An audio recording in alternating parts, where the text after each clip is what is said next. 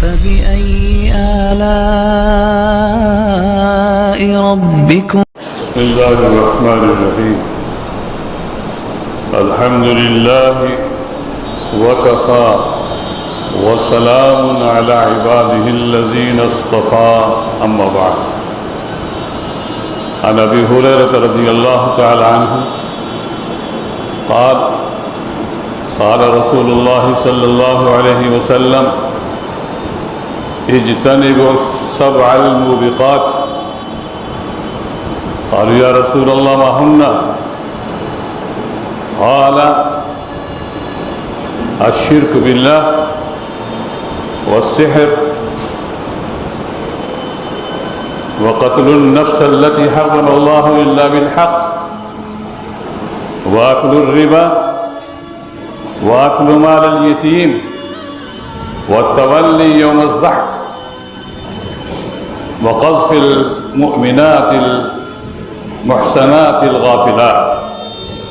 او كما قال عليه الصلاة والسلام۔ معزز سامعین کرام، بزرگوں، دوستوں، عزیز نوجوانوں، جناب نبی کریم صلی اللہ علیہ وسلم نے اس حدیث پاک کے اندر 7 وہ بڑے بڑے گناہ جو انسان کو ہلاک و برباد کرنے والے ہیں اور انسانوں کی تباہی کا ذریعہ ہیں، اگر انسان ان تمام گناہوں کو جو اس حدیث پاک کے اندر بیان فرمائے گئے ہیں، انسان ان تمام گناہوں کو کرتا ہے تو اس کی ہلاکت کے اندر اور اس کی بربادی کے اندر کوئی شبہ نہیں ہونا چاہیے۔ جناب نبی کریم صلی اللہ علیہ وسلم نے ارشاد فرمایا کہ 7 ہلاک کرنے والی چیز، جب آپ نے یہ ارشاد فرما دیا کہ ہلاک کرنے والی ہیں تو ظاہر ہے کہ تو ان سے تو ہلاکت لازمی ہونی ہے۔ اگر کوئی انسان ان اعمال کو کرے گا اور ان گناہوں کا ارتکاب کرے گا تو اس کی ہلاکت کے اندر کوئی شبہ نہیں ہونا چاہیے۔ السبع الموبقات، آپ نے ارشاد فرمایا وہ 7 چیزیں جو انسان کو ہلاک کرنے والی ہیں، ان سے بچو۔ اجتنبوا السبع الموبقات، لوگوں ان 7 ہلاک کرنے والی چیزوں سے بچو۔ صحابہ نے عرض کیا یا رسول اللہ وہ 7 چیزیں کیا ہیں؟ تو سب سے پہلی چیز جناب نبی کریم صلی اللہ علیہ وسلم نے ارشاد فرمائی الشرک باللہ،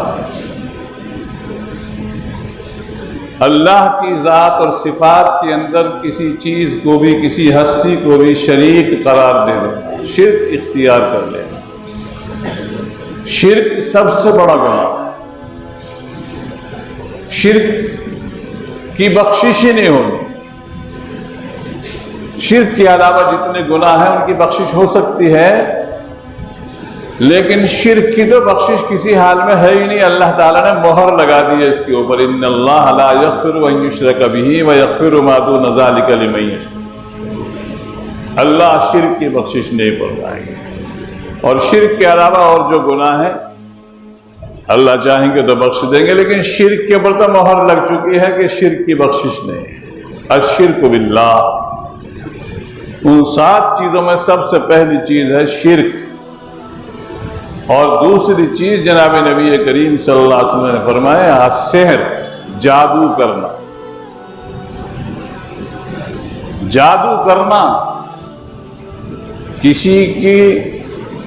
چیزوں کو دیکھ کر جلنا، بھننا اور اس کے تباہی کے لیے ایک ذریعے اختیار کرنا اور اس کی ذات کو نقصان پہنچانے کے لیے جادو سیکھنا یا جادو کرنا یا جادو کرانا،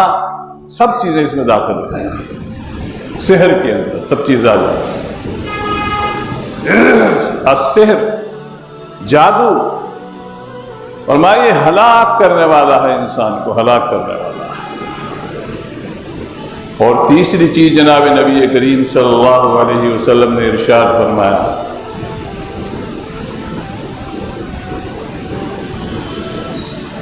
السحر دوسری چیز، اور ارشاد فرمایا کہ قتل نفس، کسی کی جان لے لینا، کسی انسان کو قتل کر دینا بغیر کسی ایسی صورت کے کہ اس کے اوپر کوئی قتل لازم ہوتا ہو، تو اس کی ذمہ داری بھی حکومت کی ہوتی ہے، عام انسان کی یہ نہیں ہوتی کہ اس کے بدلے میں وہ خود قتل کر دے کسی کو، وہ تو حکومت کی ذمہ داری ہوتی ہے کہ وہ اس کو قتل کرے یا نہ کرے۔ وَقَتْلُ النَّفْسَ الَّتِي حَرَّمَ اللَّهُ إِلَّا بِالْحَقِّ، تو کسی محترم اور کسی محترم بالشان نفس کو قتل کر دینا، ناحق قتل کر دینا، یہ بھی ہلاک اور برباد کرنے والی چیز ہے۔ اور ارشاد فرمایا وَأَكْلُ الرِّبَا، سود کا کھانا۔ اس سے متعلق پہلے بھی جمعوں کے اندر بیان ہو چکا ہے کہ یہ سودی کاروبار کتنا خطرناک ترین چیز ہے، اور اس میں بھی اس حدیث پاک کے اندر بھی جناب نبی کریم صلی اللہ علیہ وسلم نے سود کے کھانے والوں کو فرمایا کہ جو لوگ سود کھاتے ہیں وہ اپنے آپ کو ہلاک کرنے والے ہیں، اپنے آپ کو ہلاک کرنے والے ہیں۔ وَأَكْلُ الرِّبَا، سود کا کھانے والا اتنا عظیم گناہ کو کرنے والا ہے کہ اس سے ہلاکت اور بربادی لازم ہے۔ وَأَكْلُ مَالِ الْيَتِيمِ، اور یتیموں کا مال کھانے والا، یتیموں کا مال کھانے والا۔ اور ارشاد فرمایا کہ چھٹی چیز، 5 تو یہ ہو گئی، چھٹی چیز اگر کہیں دشمن سے مقابلہ ہو جائے اور دشمن چڑھ آئے تمہارے اوپر تو پیٹھ پھرا کر کے نہ بھاگنا، پیٹھ پھرا کر کے نہ بھاگنا، جم جانا اور مقابلہ کرنا پورے طریقے سے۔ بتولی یوم الزحف، اگر دشمن چڑھائے تمہارے اوپر تو پیٹھ پھرا کر کے نہ بھاگیں بلکہ جم کر کے مقابلہ کرنا۔ تو پیٹھ پھرانا جو ہے یہ ہلاکت اور برباد کرنے والا ہے، پیٹھ نہ پھراؤ اگر کوئی ایسا موقع آ جائے۔ اور آخری چیز، پاک دامن غافل بھولی بھالی عورتوں کے اوپر تہمت لگانا۔ بھولی بھالی عورتیں، بھولی بھالی نوجوان مومن عورتیں غافل پاک دامن ہے وہ، ان کے اوپر تہمت لگانا۔ یہ فرمایا کہ 7 ایسی چیزیں ہیں جو انسان کو ہلاک اور برباد کرنے والی ہیں۔ ان میں خاص طور پر سودی کاروبار کرنے والے، جو پہلے سے مضمون چلا رہا ہے، جناب نبی کریم صلی اللہ علیہ وسلم نے معراج کے اندر ایک عجیب منظر دیکھا۔ معراج کے اندر جناب نبی کریم صلی اللہ علیہ وسلم نے جہاں بہت سارے عجیب و غریب منظر دیکھے، ایک عجیب و غریب منظر حدیث کے اندر آتا ہے۔ آپ نے دیکھا کہ کچھ لوگ ایسے ہیں کہ جن کے پیٹ، آپ تعجب ہوگا حدیث کے اندر جو الفاظ ہیں ان کو دیکھ کر کے تو ایک عجیب طرح کا یہ خیال ذہن میں آتا ہے کہ کیا تعبیر فرمائی ہے جناب نبی کریم صلی اللہ علیہ وسلم نے، کہ ان کے پیٹ ایسے ہیں کہ جیسے پورا گھر انسان کا، کل بیوت کا لفظ آیا۔ اب اس تعبیر سمجھ میں نہیں آ رہی کہ کیا ہے یہ، کیسے پیٹ ہوں گے اور کیا عجیب منظر دیکھا ہوگا جناب نبی کریم صلی اللہ علیہ وسلم نے کہ جب آپ معراج میں تشریف لے گئے ہیں تو وہاں دیکھا کہ کچھ لوگ ایسے پیٹ ہیں ان کے کہ گھڑے کے گھڑے بڑے بڑے پیٹ ان کے ہیں۔ انسان تو وہ چھوٹے چھوٹے لیکن پیٹ اتنے بڑے بڑے بڑے پیٹ ان کے ہیں کہ جیسا کہ گھر ہو، پورے گھر، اور وہ گھر بھی عجیب قسم کے۔ عجیب قسم کے گھر، وہ پیٹ شکل ان کی ایسی لگ رہی ہے جیسے کہ گھر ہیں، اور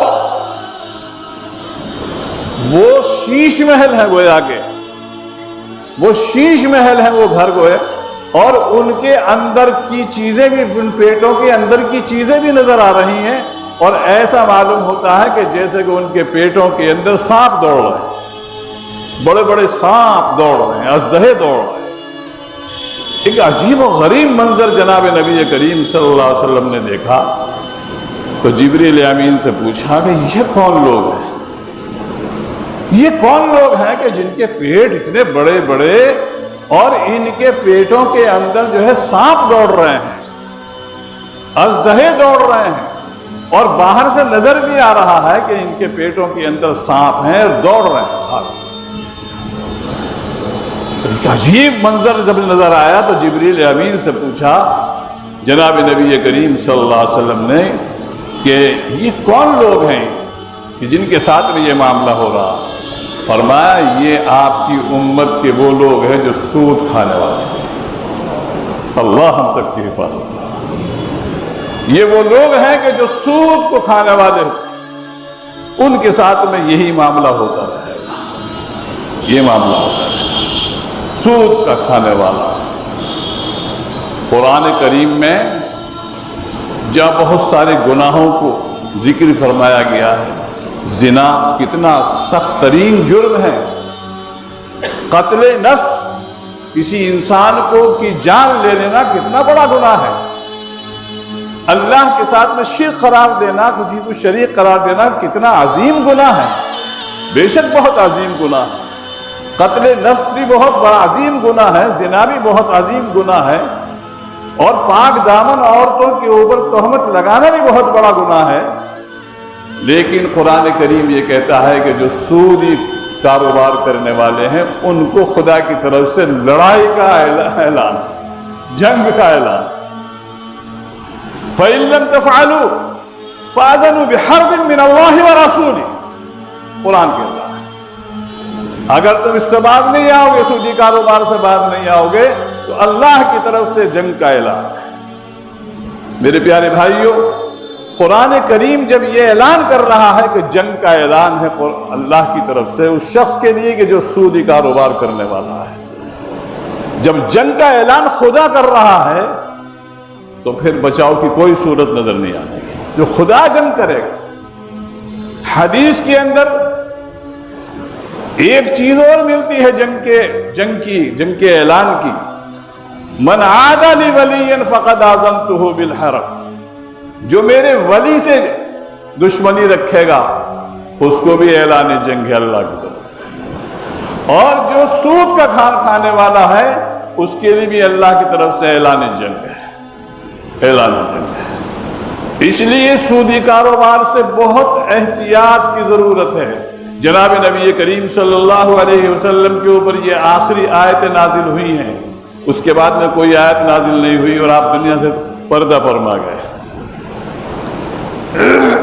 حضرت عمر رضی اللہ تعالیٰ عنہ کہتے ہیں کہ جناب نبی کریم صلی اللہ علیہ وسلم کے اوپر یہ سود کی آیت نازل ہوئی،